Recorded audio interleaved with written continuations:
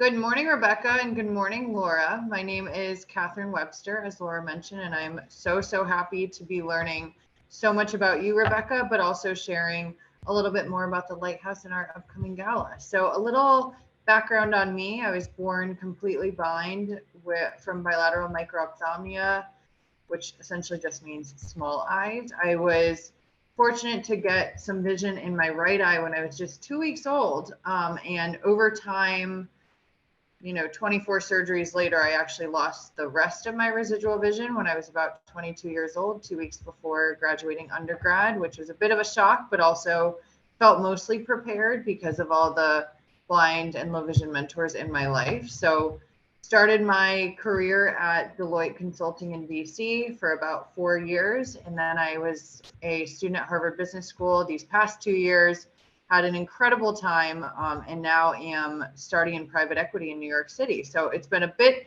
of a journey, but a lot of the work that I do outside of my professional kind of atmosphere is with the blind and low vision community, starting my own organization on increasing employment, but of course also one of my primary devotions is working with the Lighthouse. So we're really excited again, Rebecca, to have you with us this morning.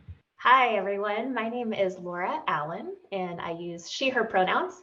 I am so excited to be here today talking with the wonderful Rebecca Alexander and Catherine Webster. And I have been involved with the Lighthouse for about 6+ years now, where I've served on the board of directors. And it's just been such a wonderful time on this board, serving with this community. I used to live in San Francisco. Now I live on the East Coast of the US. And the Lighthouse was really such a place for me to build up my community in San Francisco of other folks who are low vision and blind and deafblind. I am low vision myself. I've been navigating low vision since I was 10 years old, where I really didn't have much of a community. I was the only person that I really knew who was low vision, just navigating through school, through college, into the workplace. And it wasn't until I really got to San Francisco when I actually built a real community and found that sense of belonging. And the Lighthouse had a really big part in helping me to do that. So I've been very excited to be on the Gala committee, chairing the committee with Catherine. And we're just so excited about this event coming up in August. And I'd love to pass it over to Rebecca to introduce herself.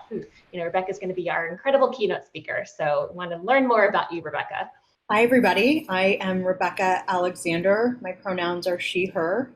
And for those of you who are low vision and blind, I am wearing a purple tank top, and I have a picture in my background of a door with lots of different multicolored paneling pieces to it.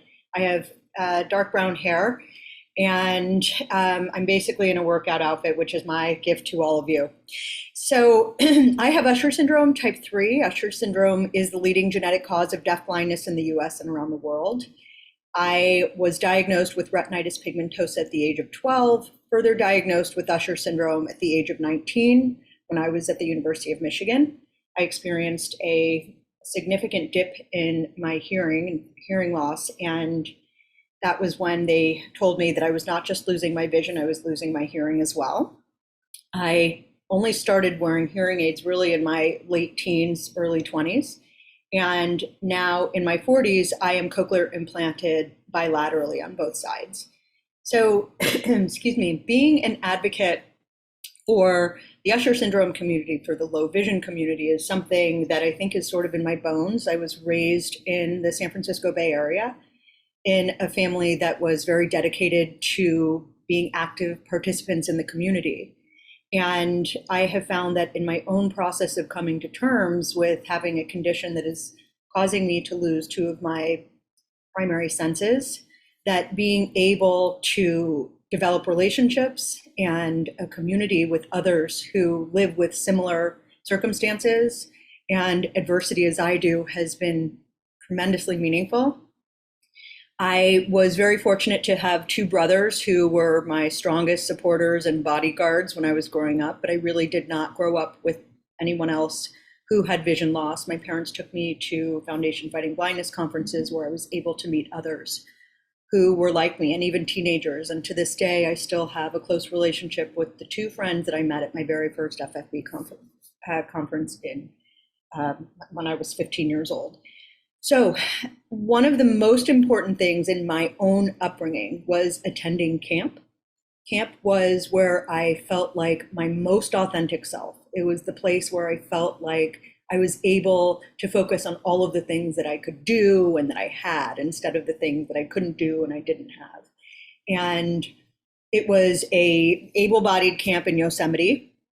And I realized over time, if there was some way to be able to create that type of space and environment while including accessibility for kids, for adults who are low vision or blind, that it would be the ultimate experience of being able to find a home away from home. And so that is what makes me so thrilled, and I even get goosebumps saying it, to be participating in this year's gala for the LightHouse. There is no better feeling than going to camp away from everything else and being surrounded by people who just get it without having to even say anything. So thank you, LightHouse, for including me. I am so incredibly psyched to be participating in it. And also, I'm really honored to be with all of you. One of the things that I experienced at camp when I was growing up is that my dad actually sent me to camp with what was it could only be considered the equivalent of a car headlight as a flashlight. Because of course at night we would go to campfire and I couldn't see. And I remember bringing this, it was probably about 8 pounds of a flashlight, but it was, again, like bringing a headlight around from a car, not a headlight that you put on your head. And I remember using it, and people would say, "Cut the beam, dude." Or they would close their eyes, or they would be like, "Oh my God, what is that? You gotta stop." And so you can imagine that as someone who did not want to have to even use it in the first place, but also didn't want to hurt myself, that it made me feel even more ostracized. And it made me feel like it wasn't okay for me to be able to have needs or accessibility needs. And one of the things more recently, we've developed much smaller, local camps in the area that I am in New York and in New Jersey, and for kids with Usher syndrome. And so many of these kids tell us that when they come, that their parents forced them to go, they really didn't want to come. And the transition from meeting these kids on the day they come and the day they leave, there is no more invigorating and meaningful and fulfilling feeling than to see the evolution of these kids in just a week. And that is, they're surrounded by other kids who are just like them. I use my cane everywhere there because I want them to see that you can be someone who is funny and outgoing and athletic, and you use a cane. And so the first day, nobody else is using their cane, and they're sort of a bit, there's a lot of trepidation, and people are walking, as we all know how people walk when they need to use a cane or an assistive device and they don't. And to see these kids by the end of camp using their canes and feeling the sense of pride of like, we're all in this together, I mean, it makes me weepy, because it's a way of not only developing community, but almost like making a cool factor to using your cane. When in the mainstream world, oftentimes there's so much fear about how we will be perceived or treated or judged. And the other thing that I love about camp, especially for low vision and blind, is that we create the accessibility that normal camps don't have. And so teaching them these accessibility skills, these self-advocacy skills, and seeing them being able to employ these skills throughout the week and have fun with it, and see that this isn't what makes you weird or different, this is what connects you. And I think that we live in a world where we are so focused on what is visual, on what we can see or what we can hear.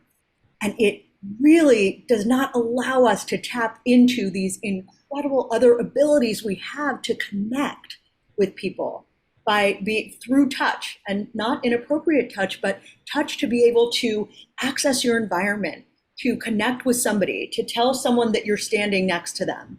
And so there is no way for me to put into words how incredible the camp experience is, I think, for not just confidence building, but community building, developing friendships that don't just last for that week, but that continue as these kids, go home during, the other parts of the year, and they stay connected, and then they come back again and they develop even more confidence and a sense of community. And there's nothing more important, I think, when you live with a disability in a mainstream world than to know that you belong somewhere, and that there are people who get you, and that you are not in this alone, even though at times it may feel that way.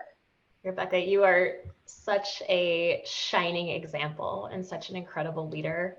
I just feel like I can confidently say, if I had had you when I was navigating vision loss, if I had had you to look up to and to show me the way, I can confidently say that it would have been life-changing for me. And I'm just so happy that you are giving this beautiful example of empowerment and confidence. And like you said, you're bringing your entire self to this camp, showing younger kids they can be whoever they want to be. They can show exactly who they are, and navigate their disability more confidently. I think it's just so fantastic. And I'm so grateful that you are connected with the LightHouse's mission, connected to Enchanted Hills Camp now, and helping us along this journey with our gala to be raising funds to benefit Enchanted Hills. So we just are so grateful to you. Absolutely. And Rebecca, that was absolutely beautiful. I wish growing up that I had any access to any other person that was like me, because I always just felt different. And I feel like if I knew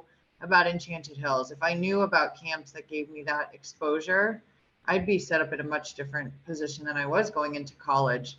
So the youth piece of it, where you can be proud to pull out your cane and use your guide dog or whatever it is so, so important. I think missed for so many kids. But that's the power of telling our story. Do you mind talking a little bit more about, how representing ourselves as blind, low vision, deaf blind, whatever identity we possess, why that's so important in the world and being that representation? It goes back to, Catherine, the idea of seeing people who, and look like you, no pun intended, but people who represent what you live with in public, in the world, so that you now, can look to someone and see, oh, this is someone who, went to Harvard. This is someone who worked for Deloitte. This is someone who works in, in private equity, or, these are things that I think many people with low vision or blindness don't even think that there are possibilities for them. The number of people that I know who are low vision or blind or deafblind and work for either, social services, or work specifically in the field of disability, because that is the only place where they can get the accessibility they need to succeed, is something that needs to change. And it is changing. And it's changing because of people like us. I'm a psychotherapist, I'm a group fitness instructor, and these are all things that I can do because I'm not ashamed of living with low vision or blindness. I'm not ashamed to speak my needs. And I think that this is what we need to be able to teach not only children, but so many people around us, that these are not things that we should be, ashamed of. In fact, disability, as we all know, drives innovation. If it weren't for us, technology would not be nearly as advanced as it is, because we are the trailblazers for this stuff. One of the things, Catherine, that this reminds me of that we do at this camp is I'm taking my right finger and I'm bringing it to my left shoulder, and I'm bringing my right finger down to my left elbow and just tracing one line. What I did was I taught these kids haptics, which is a form of tactile communication.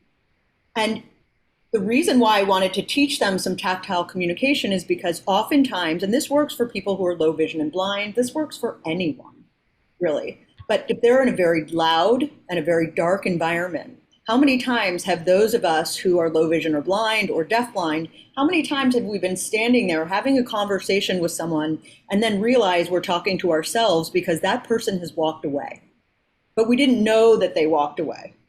And I always joke that I just had a riveting conversation with the wall. But, and so when I teach these kids, for instance, that if you have a family member or a friend who's standing with you and they walk away, teach them to take their finger from the top of their shoulder and bring it to the top of your shoulder and bring it down to your elbow so that you know that they're walking away. And then when they come back, they take that finger and they take it from the elbow back to the shoulder to let you know that they're back there. Now, this is almost like something that becomes like a secret language for people. And people love this. People love being in on, all of these cool ways to be able to communicate. If we're not to think of this as something that's like, wah, wah, but actually something like, how cool is this? And I also taught them that if you are with someone and it's noisy, it's dark, and the situation is no longer safe, you draw an X. You have the person, your sighted or your sighted hearing guide or friend, family member, draw a big X on your back. And what that means is, grab my arm, it's not safe, I'll tell you when we get there. And these are skills that we all need to learn. If this is something you're in an environment and you don't even want to say to someone, whether you're hearing and sighted or not, that this isn't safe, this is stuff that we could all learn and then incorporate on a mainstream level so that it's not just the low vision and blind or the deaf blind. And there is so much we have to offer to the world. And it makes me so excited to be like, God, we are a badass community. It literally makes me smile for you to say the X example, because that's something I never in my life would think of. But you saying it, I'm like, I could incorporate that every time I'm in any social setting. Anyone, right? Like, that is so, so important. But I do have to ask, and I know conversation probably longer than the time we have now, but would love for you to hit on anything around like your aha moment of accepting who you are, because I think that's the biggest thing beyond, being at a camp shoulder to shoulder with folks and not feeling so different. But is there any moment where you were like, okay, now I feel like I can welcome every day with my authentic self? So I don't welcome every day with a huge smile and I can't wait to do the day. The reason why I have the presence and the ability to be here with all of you now is because I allow myself to feel all of the emotions that come with living with a progressive condition or living in a world that for the most part isn't accessible, and it's an upward battle.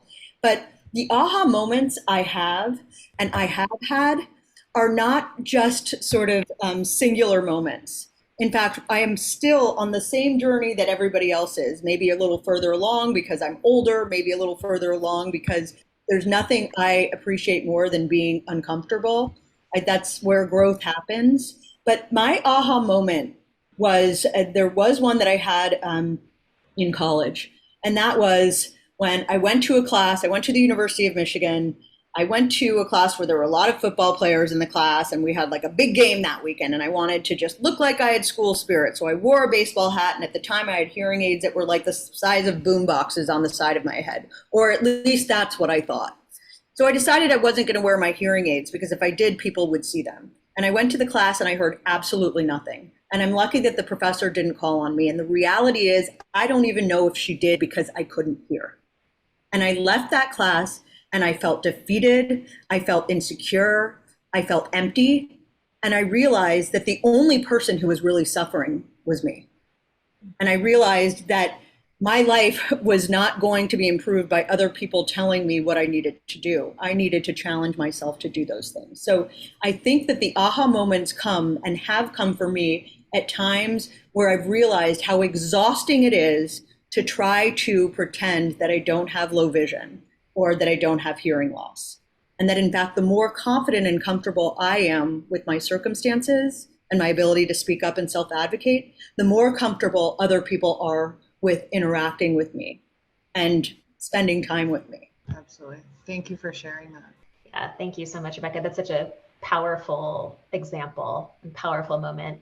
So I do think it's so important for us to sort of stop and celebrate the importance of camp and the importance of the community that we're able to build at camp and the experience that we can help to create for children as well as their families at these camps. You know, creating a space for children to play and be free and have adventures and be creative and play music and learn new skills, make friends, and most importantly, having that sense of belonging. And I think it's so exciting to think about the future of, you know, continuing to build these camps, continuing to foster the sense of community. And I want to sort of wrap us up by sharing a little bit. You know, Rebecca, we're so thrilled that you are going to be our keynote speaker at the gala. So excited to hear even more of what you have to say on that stage that lovely evening in August. And when I think about, you know, what do I hope that our guests walk away with from what you have to share? I mean, I would say your energy just comes through so clearly to us. Your stories are so impactful. You have so much wisdom and so much insight to share about navigating disability and about the importance and the beauty and the power of camp. And I just hope that your energy and your excitement and your insights sort of just rub off on everybody in that room and help to get everybody else excited and connected to our mission of camp and our mission of the Lighthouse. And honestly, want to get involved, want to donate, want to help support camp and the future of camp and our wonderful campers. But I'd love to ask you, Rebecca, is there anything that you hope that the attendees will sort of walk away with from that evening? I hope that the attendees can walk away with a sense of knowing that investing in this camp and donating, providing resources, everything that we can do to create the environment for these kids will last a lifetime. It's not just a single event. We show up for a gala and eat something fun and, you know, delicious and hear great music, but that actually by supporting the Lighthouse and supporting this cause, you are affecting people's lives for a lifetime. You're changing the trajectory of the confidence that they will be able to build and develop and the social skills. And that is something that you, Laura, and Catherine, and I all wish we had had access to when we were growing up. And so we can't change that, but we can change what kids and adults have now for themselves.